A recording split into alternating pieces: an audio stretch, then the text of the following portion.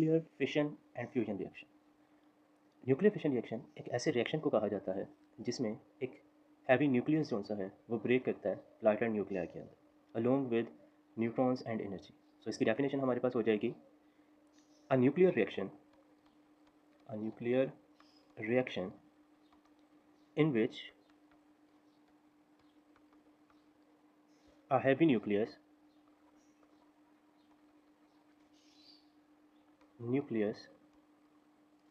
breaks up into lighter nuclei along with neutrons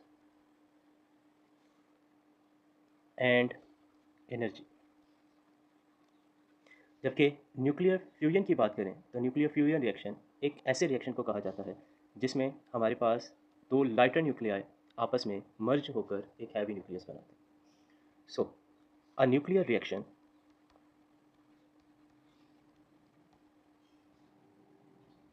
in which lighter nuclei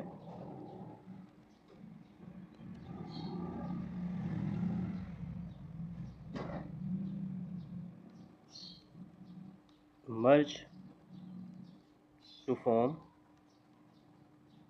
a heavy nucleus हमारे पास nuclear fusion reaction कहलाता है। Second हमारे पास है इसकी example आ जाती है। फर्ज कर लें हमारे पास एक स्लो न्यूट्रॉन को फोल्ड करवाया जाता है यूरेनियम 235 पर। यूरेनियम 235 पर फोल्ड कराने से हमारे पास यूरेनियम 236 92 एक अनस्टेबल न्यूक्लियाई बनता है। ये न्यूक्लियाई फर्दर हमारे पास ब्रेक करता है क्रिप्टॉन और बेरियम में, और इसके साथ हमारे पास 3 न्यूट्रॉन्स निकलते हैं और इसके साथ एनर्जी। क्रिप्टॉन का atomic mass 92, atomic number 36, barium का 141 और 56। या फिर आपके पास दूसरा पॉसिबल न्यूक्लियर रिएक्शन जो है यहाँ पर जो होता है वो है यूरेनियम 235 92 कन्वर्ट करता है 236 92 में।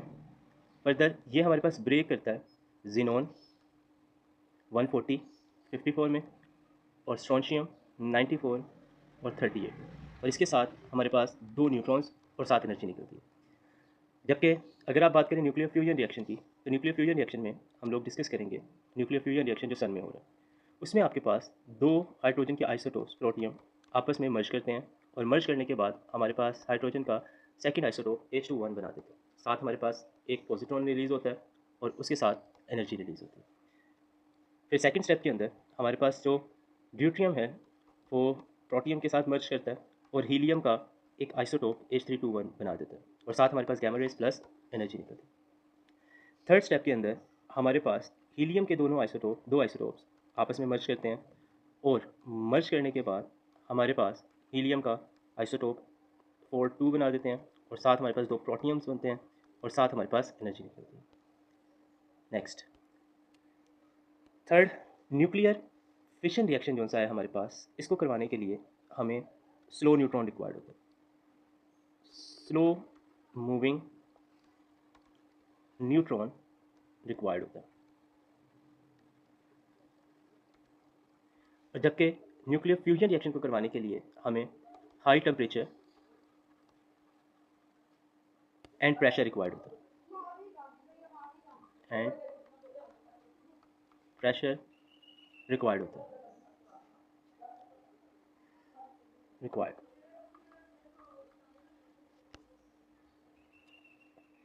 नेक्स्ट आपके पास जो न्यूक्लियर फिशन रिएक्शन है ये नेचुरली अकर नहीं करता, कैन नॉट प्रोड्यूस नेचुरली, जबकि न्यूक्लियर फ्यूजन रिएक्शन हमारे पास नेचुरली अकर करता है, कैन प्रोड्यूस नेचुरली। कहाँ पर हो रहा है हमारे पास, अगर आप देखें तो सन और जो स्टार्स हैं उसमें हमारे पास न्यूक्लियर फ्यूजन रिएक्शन हो रहा होता है। नेक्स्ट हमारे पास जो न्यूक्लियर फिशन रिएक्शन है इसमें हमारे पास जो एनर्जी रिलीज़ होती है वो होती है 200 मेगा इलेक्ट्रॉन वोल्ट पर nuclear reaction. 200 mega electron volt energy हमारे पास पर न्यूक्लियर रिएक्शन प्रोड्यूस होती है, पर न्यूक्लियर रिएक्शन हमारे पास रिलीज होती है।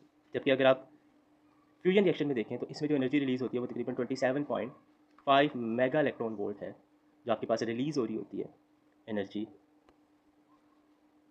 एनर्जी पर न्यूक्लियर रिएक्शन, पर न्यूक्लियर रिएक्शन। डेफिनेटली यहाँ पर न्यूक्लियर रिएक्शन हमारे पास फ्यूजन होगा और वहाँ पर हमारे पास न्यूक्लियर रिएक्शन फिशन होगा। नेक्स्ट हमारे पास जो है, अगर आप बात करते हैं पर न्यूक्लियन कितनी एनर्जी रिलीज़ होती है, तो याद रखिएगा एनर्जी जो आपके पास पर न्यूक्लियन रिलीज़ हो रही होती है वो फिशन रिएक्शन के अंदर 0.9 मेगा इलेक्ट्रॉन वोल्ट से लेकर 0.9 मेगा इलेक्ट्रॉन वोल्ट से लेकर 1 मेगा इलेक्ट्रॉन वोल्ट तक। और जबकि अगर आप बात करते हैं फ्यूजन रिएक्शन की, तो इसमें जो एनर्जी पर न्यूक्लियन हमारे पास रिलीज़ होती है वो तकरीबन है, वो हमारे पास तकरीबन है 6.4 मेगा इलेक्ट्रॉन वोल्ट। तो ये पर न्यूक्लियन अगर आप एनर्जीज को कंपेयर करते हैं तो पर न्यूक्लियन हमारे पास जो एनर्जी है इन केस ऑफ हमारे पास जो फ्यूजन रिएक्शन है वो ज़्यादा प्रोड्यूस होती है और जबकि फिशन में हमारे पास कंपेरेटिवली कम प्रोड्यूस होती है। फर्दर हमारे पास जो फ्यूल है हमारे पास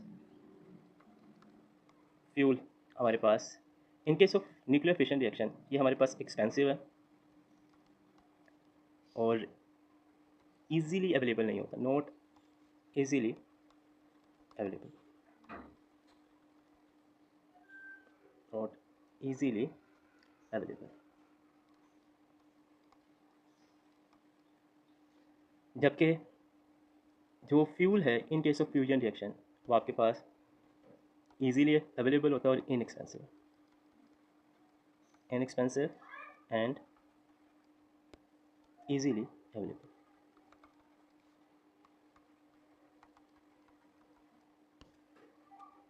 उसके अलावा हमारे पास जो फिशन रिएक्शन है इसमें न्यूक्लियर वेस्ट प्रोड्यूस होता है,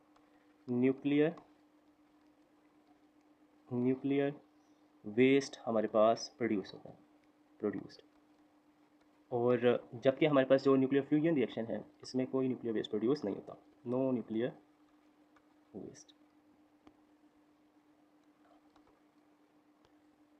टाइप्स की बात करें तो हमारे पास जो न्यूक्लियर फिशन रिएक्शन है इसकी दो टाइप्स हैं। एक आपके पास होता है कंट्रोल्ड न्यूक्लियर फिशन रिएक्शन और एक हमारे पास है uncontrolled fission reaction. Controlled fission reaction की बात करें तो इसमें हमारे पास जो रिएक्शन आपके पास न्यूक्लियर रिएक्टर के अंदर हो रहा होता है वो एक्चुअली हमारे पास कंट्रोल्ड फिशन रिएक्शन होता है। जबकि इस केस में आपके पास जो एग्जांपल ली जाती है वो हमारे पास ली जाती है एटॉमिक बॉम्ब की। एटॉमिक बॉम्ब के अंदर हमारे पास एक अनकंट्रोल्ड न्यूक्लियर फिशन रिएक्शन हो रहा होता है, जबकि इसमें सिर्फ और सिर्फ हमारे पास अनकंट्रोल्ड रिएक्शन ही है जो फ्यूजन है हमारे पास, और ये हमारे पास हो रहा होता है हाइड्रोजन बॉम्ब में। ठीक है, ये हमारे पास किसमें हो रहा है, हाइड्रोजन बॉम्ब के अंदर। उसके अलावा आप लोगों ने याद रखना है कि जो सन है बेटो, सन का जो हमारे पास कोर है, सन की जो हमारे पास कोर है उसका टेम्परेचर हमारे पास तकरीबन 20 मिलियन डिग्री तक होता है, और जो उसकी सरफेस है, सरफेस का टेम्परेचर जो सा है हमारे पास वो तकरीबन 600 डिग्री सेल्सियस तक का होता है।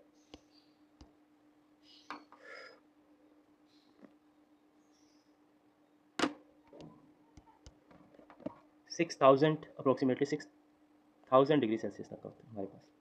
ठीक है, तो ये आपके पास कुछ डिफरेंसेस थे जो आपको MCAT में हेल्प कर सकते हैं, जैसे रिलेटेड आपको क्वेश्चन आ सकते हैं। इसके बाद हमारे पास एक टॉपिक और जिसको हम यहाँ पर डिस्कस करेंगे वो है pressure technique.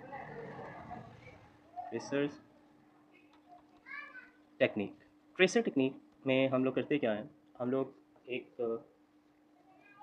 Week radio active element को ऐड कर देते हैं, फॉर एग्जांपल प्लांट्स के फर्टिलाइजर्स में या फिर ह्यूमन बॉडी में इंजेक्ट कर देते हैं, जिससे हम चेक करते हैं कि जो नॉर्मल एक्टिविटीज़ हैं या ऑर्गन्स की एक्टिविटीज़ हैं वो किस तरह से चल रही हैं। जैसे फॉर एग्जांपल अगर आप इसके यूजेस देखें इस मेथड के या इस टेक्निक के एग्रीकल्चर के अंदर, तो in agriculture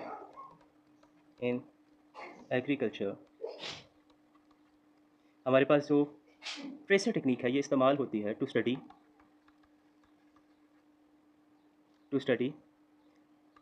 Uptake of fertiliser.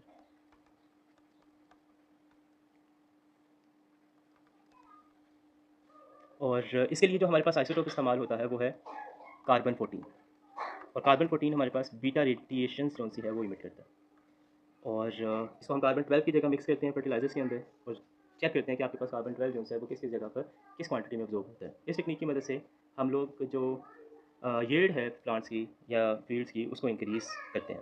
Further बच्चे आपके पास यूजेस आ जाते हैं इन मेडिकल में हम लोग अगर बात करें तो मेडिकल के अंदर हमारे पास ये इस्तेमाल होता है टू डिटेक्ट मैलिगेंट ट्यूमर्स। उसके अलावा हमारे पास इस्तेमाल होता है प्रोसेस ऑफ डाइजेशन को स्टडी करने के लिए।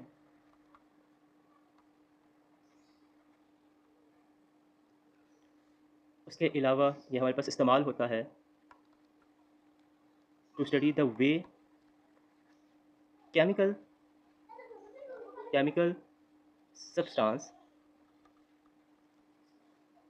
substance move about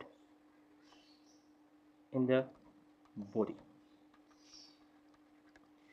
अब कुछ आइसोटोप्स हैं जिनके यूजेस हमारी किताब में मेंशन है और उनमें जैसे कि आपके पास अगर आप देखें तो जो रेडियो एक्टिव आयोडीन ये हमारे पास थायराइड ग्लैंड जो उनसे है वो ऑब्जर्व करते हैं। अब ये जब वो ऑब्जॉर्व करते हैं तो थायराइड ग्लैंड अगर तो नॉर्मल कंसंट्रेशन इसकी ऑब्जॉर्व कर रहा है, इट मीन्स हमारा थायराइड ग्लैंड ठीक वर्क कर रहा है। और अगर कंसंट्रेशन में डिफरेंस आता है तो इट मीन्स कोई मसला उसमें मौजूद है। और आयोडीन 31 जो है वो थायराइड ग्लैंड के क्योर के लिए इस्तेमाल होता है, ठीक है, अगर उसमें कोई मसला हो। इस तरह जो फॉस्फोरस है हमारे पास ऑब्जॉर्व करते हैं बोन्स। इसी तरह हमारे पास जो कोबाल्ट है वो लीवर करता है। इसी तरह हमारे पास जो सोडियम 24 है वो ब्लड सर्कुलेशन को स्टडी करने में इस्तेमाल की जाती है, सर्कुलेशन ऑफ ब्लड को स्टडी करने में। इसी तरह जो आपके पास फोस्फोरस 32 है, या फिर हमारे पास स्ट्रोंशियम 90 जो है ये हमारे पास स्किन कैंसर के क्योर के लिए इस्तेमाल होती है। और गैमा रेज जो आपके पास प्रोड्यूस होती हैं